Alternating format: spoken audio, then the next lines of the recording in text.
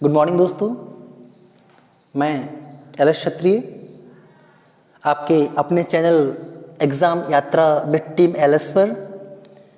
और आज मैं आपको क्लास 12th की पोइट्री में से पोएम 5th है जो आपकी आंट जेनिफर्स टाइगर्स उसके क्वेश्चन आंसर समझाने वाला हूँ, एक्सप्लेन करने वाला हूँ।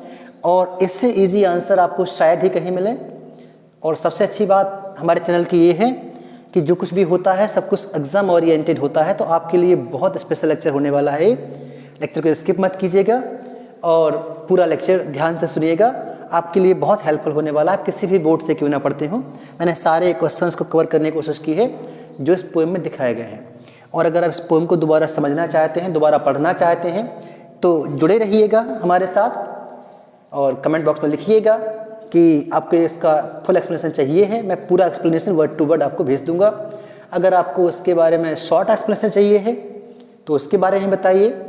हमारी टीम पूरी तरह से तैयार है आपके एग्ज़ाम में आपको टॉप कराने के लिए।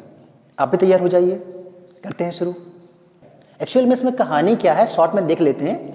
इसमें एक महिला है, ओल्ड है, और वो पूरे टाइम शादी के बंधन में बंधी रहने की वजह से अपने हस्बैंड के द्वारा बनाए गए नियमों से एक प्रकार से अपने आप को डिप्रेस्ड फील करती है, डरा हुआ फील करती है। कभी उनका जवाब नहीं दे पाई, कभी समाज के बनाए हुए नियमों से बंधी रही, वो कभी खुलकर जी ही नहीं पाई। वृद्धावस्था आ जाती है तो सोचती है कभी तो शायद वो समय आएगा जब वो इस बंधनों से मुक्त हो जाएगी। लेकिन तभी वो पाती है कि बंधन तो शायद कभी ख़त्म नहीं होने वाले। इसलिए नहीं ख़त्म होने वाले क्योंकि जो अंगूठी पहनाई गई है हस्बैंड के द्वारा, वो अंगूठी रूपी बंधन अंगूठी उतरने के बाद भी चलता रहता है। आपको पूरी ज़िंदगी में और मौत के बाद भी उन बंधनों को निभाना होता है। इसी वजह से अपने जो विचार कभी हस्बैंड के सामने, समाज के सामने व्यक्त ना कर पाई, वो अपने इस पैनल पर, अपने स्क्रीन पर टाइगर्स को बना के व्यक्त करती है कि मेरे टाइगर्स नहीं डरते। मैं भले डरती रही हूँ, मैंने भले ही कभी खुलकर ना जिया हो, मेरे टाइगर्स नहीं डरने वाले। शिवैलरिक से हैं, दौड़ते हुए टाइगर्स, भागते हुए टाइगर्स, ये डरते नहीं हैं। समझते हैं पोएम में, प्यारी सी पोएम में। और क्वेश्चन आंसर्स कवर करते हैं। फिर पोएम अगर चाहिए है आपको, मैं तैयार हूँ आपके लिए, आपकी हेल्प करने के लिए, आपको आपके बोर्ड में टॉप कराने के, एग्जाम में टॉप कराने के लिए। ठीक है ना, शुरू करते हैं। तो इसका नाम है aunt Jennifer's tiger. Aunt Jennifer हैं वो, उनके टाइगर्स की चर्चा है। कुछ ऐसे टाइगर्स ड्रॉ कर रही हैं वो, जिसकी पिक्चर्स उस पर नहीं है। टाइगर्स लिखा है, इसका मतलब एक तो नहीं हो सकता है, ज़्यादा ही होंगे। तो ड्रॉ करने की कोशिश की गई है इस पैनल के ऊपर, देख सकते हो आप, एक खूंखार से जानवर। और समझते हैं आंसर्स को बिना समय गवाए। तो पहला क्वेश्चन कहता है, how do denizens and chivalric aid to our understanding of the tiger's attitude. Attitudes लिखा है। कुछ हार्ड वर्ड्स आते हैं इसमें, क्वेश्चंस में भी मिलेंगे आपको, आंसर्स में भी मिलेंगे। उनके वर्ड्स मीनिंग मैंने यहाँ आपके सामने आपकी इस स्क्रीन पर राइट साइड में दे रखे हैं, आप चाहे तो उनसे पढ़ सकते हैं। बहुत आसान काम किया है आपका। यहाँ क्वेश्चन है, यहाँ आंसर है। चाहे क्वेश्चन में हार्ड वर्ड्स आए हों, आंसर में आए हों, हार्ड वर्ड्स की सारी हिंदी मीनिंग यहाँ पर आपको मिल जाएगी। तो आपके लिए बहुत हेल्पफुल होने वाले हैं। क्रिस्प आंसर है, छोटे आंसर है, एग्जाम ओरिएंटेड आंसर है, तो जरूर पूरा देखिएगा। हाउ डू डेनिजन्स एंड शिवैलरिक, दो शब्द यूज हुए हैं इसमें, दो वर्ड्स यूज हुए हैं। There are two words in this poem, that first one is denizens and the second one is chivalric. ये दोनों शब्द हमारी टाइगर्स के एटीट्यूड के प्रति जो समझ है उसमें कैसे मीनिंग ऐड करते हैं, हमें समझाने में कैसे हेल्पफुल साबित होते हैं, ये कहना चाह रहे हैं वो क्वेश्चन, कि दोनों शब्द टाइगर्स के एटीट्यूड को समझाने में कैसे हेल्प करते हैं हमारी। पढ़ते हैं answer. The tigers live freely in the forest. Tigers forest में फ्रीली रहा करते हैं। फ्रीली मीन्स स्वतंत्र रूप से। दे आर ब्रेव, वे बहादुर हैं, स्ट्रॉन्ग, ताकतवर हैं, एंड प्राउड, स्वाभिमानी है, अभिमानी है।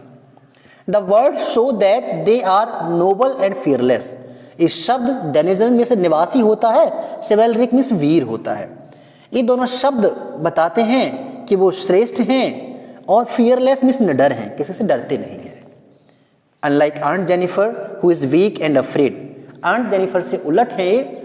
आंट जेनिफर क्योंकि वीक भी है, कमज़ोर है, और अफ्रेड, डरी हुई है। ठीक है, ये आंसर हो गया है। अब आपका काम यह है, आप यहाँ वीडियो को पॉज कीजिए, इस आंसर को याद करने की कोशिश कीजिए। जब तक याद ना हो जाए वीडियो को प्ले मत कीजिए, याद करने के बाद दोबारा फिर प्ले कीजिए, फिर उसे आगे याद करने की कोशिश कीजिएगा। ठीक है, हर एक आंसर के साथ आपकी जिम्मेदारी बनती है कि आप याद करें अभी के अभी। अगर आप बात पर छोड़ दोगे, अगर आपकी हैबिट में है आपके काम को कल पर टालना, तो आप पढ़ने के लिए तो नहीं बने। पढ़ाई अभी होनी चाहिए, जो पढ़ रहे हो, जैसा पढ़ रहे हो, मन से पढ़ना चाहिए और अभी पढ़ना चाहिए। याद रखना, स्टूडेंट्स जो करते हैं वो अब करते हैं, ना कि कल पर टालते हैं हर चीज़, क्योंकि मैं अभी पढ़ लेता हूँ, याद कल कर लूँगा, बिल्कुल नहीं।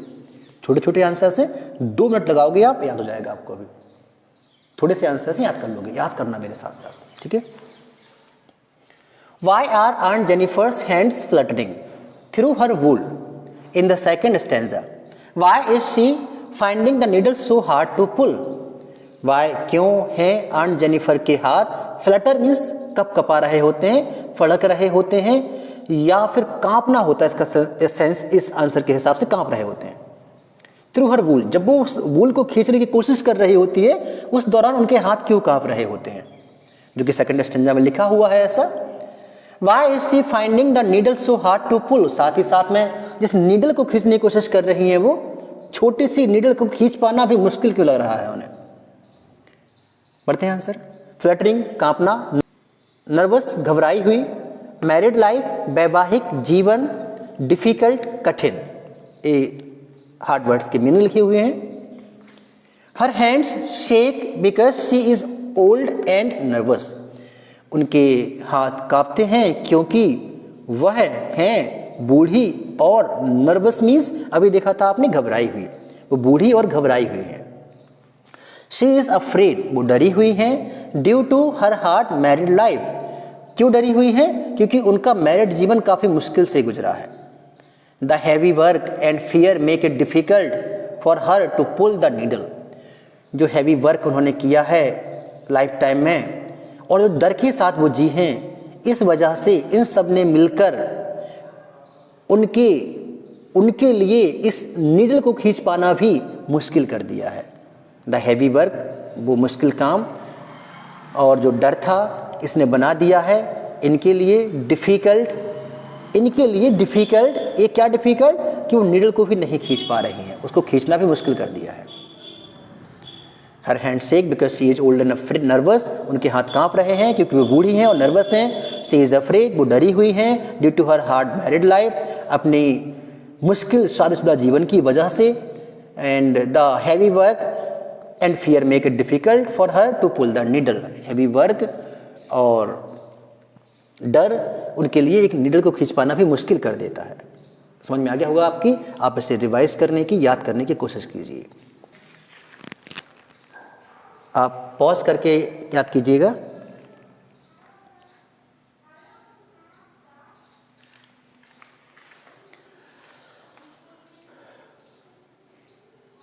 Third answer, what is suggested by the image massive weight of uncle's wedding band, इस इमेज के द्वारा क्या बताने की कोशिश की है कवि ने, जब वो लिखता है कि अंकल के द्वारा पहनाई गई वेडिंग की बैंड, उसका वेट बहुत मैसिव, बहुत ज़्यादा है। वेडिंग बैंड का मतलब यहाँ अंगूठी से है। अंकल ने जो शादी के टाइम पर, अंकल ने शादी या एंगेजमेंट के टाइम पर जो अंगूठी पहनाई है, उसका भार इतना है कि जो उन्हें बहुत ज़्यादा फील हो रहा है। इसका मतलब क्या है, क्वेश्चन पूछ लिया है राइटर ने। पढ़ते हैं क्या लिखा है आंसर में। इट मीन्स, इसका मतलब है, her married life is like a heavy burden, उनकी marriage life, her marriage life लिखा है, उनकी मैरिज लाइफ उनके लिए एक बोझ की तरह है। The wedding ring shows her husband's control, जो वेडिंग की रिंग है वो दर्शाती है उनके हस्बैंड का कंट्रोल उनके ऊपर। It is a symbol of pain, pressure and loss of freedom in her life, ये सिंबल है, एक प्रतीक है पेन का, दर्द का, प्रेशर का, लॉस का, फ्रीडम के। लॉस किस चीज़ का, फ्रीडम के लॉस का। इन हर लाइफ, उनके जीवन में, ये उनके जीवन में दर्द, दबाव आज़ादी के खो जाने का प्रतीक है। ये अंगूठी जो पहनाई थी अंकल ने, कोशिश कीजिए याद करने की। मैसिव मीन्स भारी है, वेडिंग बैंड शादी की अंगूठी है, बर्डन बोझ है, प्रेशर दबाव, फ्रीडम आज़ादी।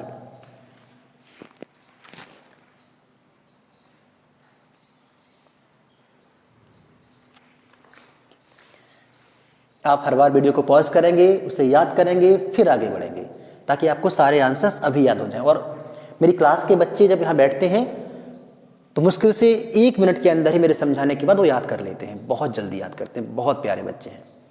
इसी में आपसे चाहता हूँ आप भी याद करें, आप भी कर सकते हैं और करते होंगे।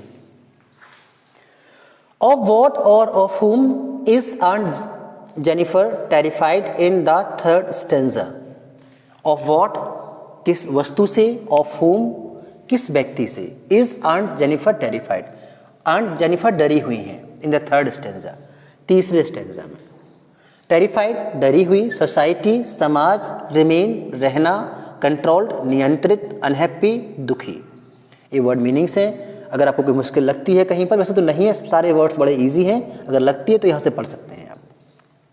शी इज़ अफ्रेड, वो डरी हुई हैं, ऑफ हर हस्बैंड, अपने हस्बैंड से, एंड हिज पावर, और उनकी ताकत से। She also fear societies rule, वो समाज के बनाए हुए नियमों से भी डरती हैं। इवन आफ्टर डेथ, मृत्यु के बाद भी, हर फियर विल रिमेन, उनका डर बना रहेगा। बिकॉज क्योंकि she lived a controlled and unhappy life, क्योंकि उन्होंने किसी के कंट्रोल वाली लाइफ को जिया है। हो गया, इसे याद करते हैं। कीजिए, आप याद करते रहिए, पॉज कीजिए, याद कीजिए और फिर दोबारा प्ले कर सकते हैं। पहले वर्ड मीन्स देख लेते हैं। ऑर्डिल्स कठिनाइयां हैं, ट्रैप्ड फंसी हुई, ड्यूटीज का मतलब जिम्मेदारियां, सराउंडेड घिरी हुई, लिमिट्स सीमाएं। क्वेश्चन पढ़ते हैं, समझते हैं क्या मीनिंग है क्वेश्चन का। What are the ordeals aunt Jennifer is surrounded by? मेरे लिए पहला एक्सपीरियंस है कि मैं किसी कैमरा के सामने खड़े होकर वीडियोस बना रहा हूँ। नॉर्मली क्लास में ऐसे नहीं पढ़ाता, बड़ा मजा आता है बच्चों को पढ़ने में। तो फिर से पढ़ते हैं। What are the ordeals aunt Jennifer is surrounded by? वो कौन सी मुश्किलें हैं, कौन सी कठिनाइयां हैं जिनसे आंट जेनिफर घिरी हुई हैं। Why is it significant that the poet uses the word ringed? ये महत्वपूर्ण क्यों है कि पोएट को एक शब्द यूज करना पड़ा, उस शब्द का मतलब है ringed. What are the meaning of the word ringed? और जो वर्ड यूज किया गया है रिंग्ड, इसका मतलब क्या है इन द पोएम, कविता में। Her ordeals are daily struggles and her husband's control. इनके ऑर्डिल्स इनके डेली स्ट्रगल को शो करते हैं, दैनिक संघर्ष को शो करते हैं, और इनके हस्बैंड के कंट्रोल को जिनके ऊपर बना के रखा। रिंग्ड मीनिंग है, ring means she is trapped bye marriage and duties. Ring दर्शाता है कि वो शादी के और जिम्मेदारियों के बंधन में फंसी हुई हैं। इट शोज, ये दर्शाता है, her life is surrounded by pain and limits. ये दर्शाता है कि उनका जीवन सराउंडेड है, घिरा हुआ है किस चीज से? पेन से, दर्द से और लिमिट से, बंधनों से, सीमाओं से। Why did Aunt Jennifer create animals so different from her own character? What might the poet be suggesting through this difference? Aunt Jennifer जो कि डरी हुई महिला हैं, इन्होंने एनिमल्स को अपने कैरेक्टर से अलग क्यों बनाया? चाहती तो किसी डरे हुए एनिमल को चुन सकती थी, जैसे कि खरगोश, जैसे कि हिरन, जैसे कि कोई और हर्बीवोर। इन्होंने क्यों चुना एक ऐसे शक्तिशाली जानवर को जिनके कैरेक्टर में फिट ही नहीं बैठता, अपोजिट है पूरी तरह से? क्वेश्चन का मतलब है पोएट इसके माध्यम से क्या दर्शाना चाह रहे हैं। पढ़ते हैं आंसर में। कुछ हार्ड वर्ड देख लो आप। ब्रेव बहादुर, एंड करेज साहस, फ्रीडम आज़ादी, आज़ादी, आर्ट कला, रियल लाइफ इज असली जीवन। She made brave tigers because she wants to be like them. उन्होंने बहादुर टाइगर बनाए क्योंकि वो उनकी तरह बनना चाहती थी। वो अपने विशेस को, अपने डिजायर्स को शो करना चाहती हैं टाइगर्स के माध्यम से। दे show her dream of courage and freedom. ये टाइगर्स उनके सपनों को बताते हैं जो साहस के और फ्रीडम के हैं। थ्रू हर आर्ट, अपने आर्ट के माध्यम से, she tells what she can not से इन रियल लाइफ। अपने आर्ट के माध्यम से वो बताती हैं जो वास्तविक जीवन में कहीं बता ही नहीं पाई। Interpret the symbols found in this poem. इस पोम में कुछ सिंबल्स यूज किए गए हैं, जैसे कि एक अंगूठी का जिक्र हुआ है, जैसे कि टाइगर्स का जिक्र हुआ है, जैसे कि शादी के बंधनों का जिक्र हुआ है। ये क्या दर्शाना चाह रहे हैं, इसी को क्वेश्चन में पूछा गया है। उन सिंबल को एक्सप्लेन कीजिए जो इस पोम में यूज किए गए हैं। ठीक है, उसमें वूल या नीडल का भी यूज किया गया है। ये सब दर्शाना क्या चाह रहे हैं। हाउस होल्ड ड्यूटीज थे, हालांकि उसका मतलब है, मीनिंग है जो अंगूठी की बात की जा रही है, तब बाकी सबका समझते हैं हम लोग। ठीक है, कुछ हार्ड वर्ड्स थे, आपने पढ़े शायद। करेज साहस, कंट्रोल नियंत्रण, हाउस होल्ड घरेलू, विश इच्छा। Tigers show courage and freedom. Tigers दर्शाते हैं करेज साहस, फ्रीडम आज़ादी, स्वतंत्रता। The ring shows control and marriage pressure. Ring शब्द दर्शाता है कंट्रोल नियंत्रण, एंड मैरिज प्रेशर में शादी का दबाव। नीडल एंड वूल शो, जहां पर नीडल और वूल का यूज किया गया है, वो दर्शाता है हर हाउस होल्ड लाइफ, उनके हाउस होल्ड लाइफ को। ये दर्शाता है उनके घरेलू जीवन को। नीडल और वूल उनके घरेलू जीवन को दर्शाते हैं। नीडल सिलाई होती है, एक्चुअली से कुछ कढ़ाई की जाती है, वो कढ़ाई करके बना रही हैं टाइगर्स को। और वूल जिस ऊन का यूज कर रही हैं वो दर्शाते हैं कि उनके घर की बहुत सारी जिम्मेदारियां हैं। All symbols tell her wish to live freely and happily. All symbols, सारे के सारे सिंबल्स, टेल हर विश, उनकी इच्छा बताते हैं, टू लिव फ्रीली, कि वो आज़ादी से रह सकें, एंड हैप्पीली, और खुश होकर रह सकें। याद कीजिए, पॉज करके याद करना है आपको। अपना काम कीजिए, मैं अपना काम कर रहा हूँ।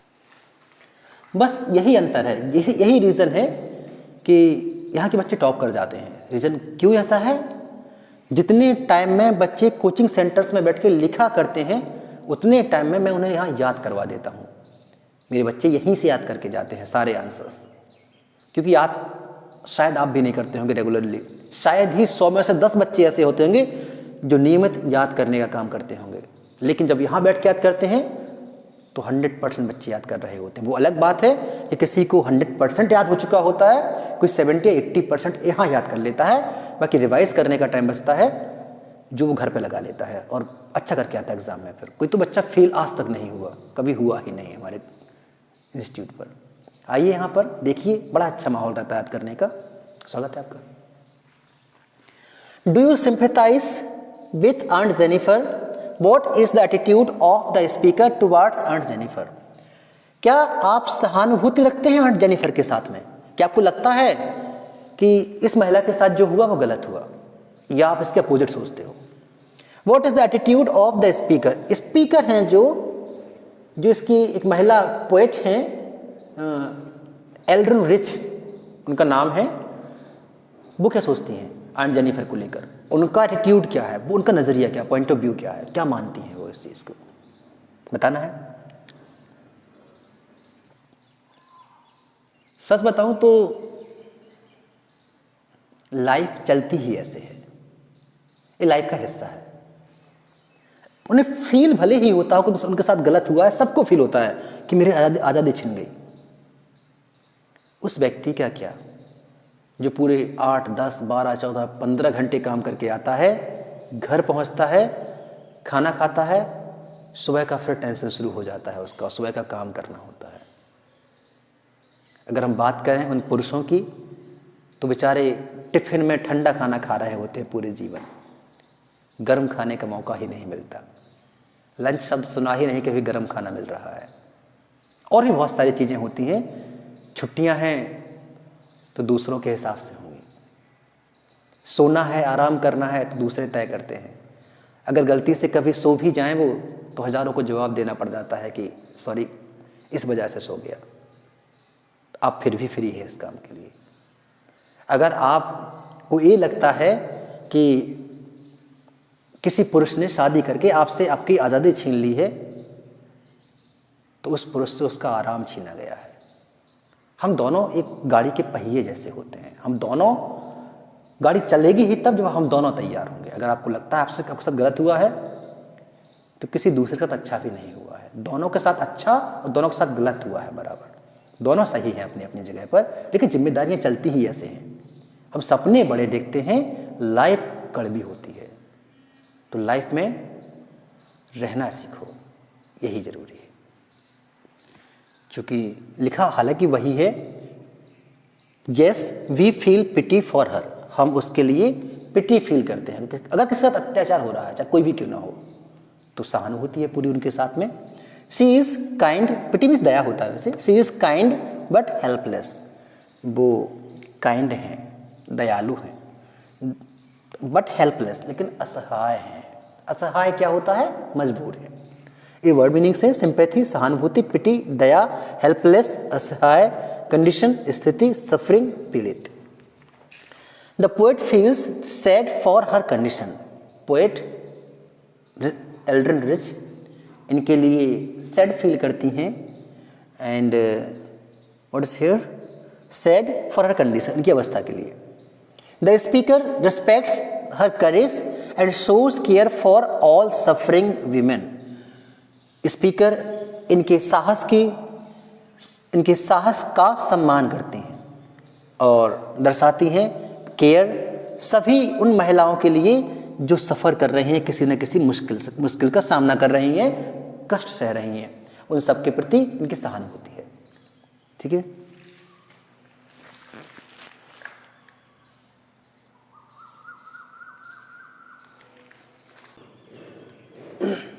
अब बात करते हैं एक ऐसे क्वेश्चन की जो अक्सर हर एग्जाम में पूछा जाता है, वो है सेंट्रल आइडिया।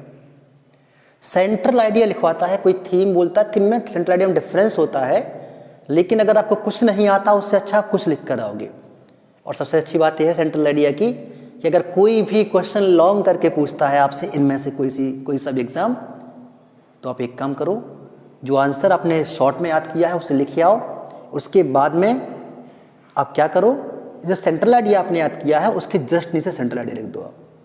आपकी वर्ड लिमिट पूरी हो जाएगी और आपको पूरे मार्क्स मिल जाएंगे, क्योंकि सेंट्रल आइडिया जो चर्चा करता है वो उनकी ही कर रहा है और इतना ही टाइम होता है चेक करने वाले के पास, ऐसे ही चेक करता है वो। थोड़ा सा पढ़ेगा आपको मार्क्स देगा। कुछ ही लोग होते हैं जिद्दी होते हैं। आप कीजिए, लिखिए, मैं बता रहा हूँ अच्छे मार्क्स आएंगे आपको, विश्वास रखिए। आप पढ़ते हैं central idea. The poem shows a women's fear and sadness in her married life. कविता किसी महिला के डर और उसकी उदासी को बताती है उसके वैवाहिक जीवन में। Aunt Jennifer feels controlled by her husband. Aunt Jennifer महसूस करती हैं कि उनके हस्बैंड ने उन पर कंट्रोल बना के रखा है। शी इज़ वीक, वो कमज़ोर हैं, एंड अफ्रेड, डरी हुई हैं। But her tigers are brave and free, लेकिन के टाइगर्स बहादुर हैं और आज़ाद हैं। थ्रू हर आर्ट, अपनी आर्ट के माध्यम से she shows the courage she dreams of, वो बताती हैं, वो दर्शाती हैं उस साहस को जिसका कि वो सपना देख रही हैं। The poem tells us that women also want respect and freedom in life. कविता हमें बताती है कि महिलाएं भी अपने जीवन में सम्मान चाहती हैं और फ्रीडम चाहती हैं, आज़ादी चाहती हैं अपने जीवन में। इस प्रकार से सेंट्रल आइडिया पूरा हुआ है। और एक चीज़ और, मेरा नाम LS क्षत्रिय है और मैं एग्ज़ाम यात्रा विद टीम LS चैनल को चला रहा हूँ अपनी टीम के साथ में। हमारी टीम पूरी तैयार है काम करने के लिए आपके साथ में।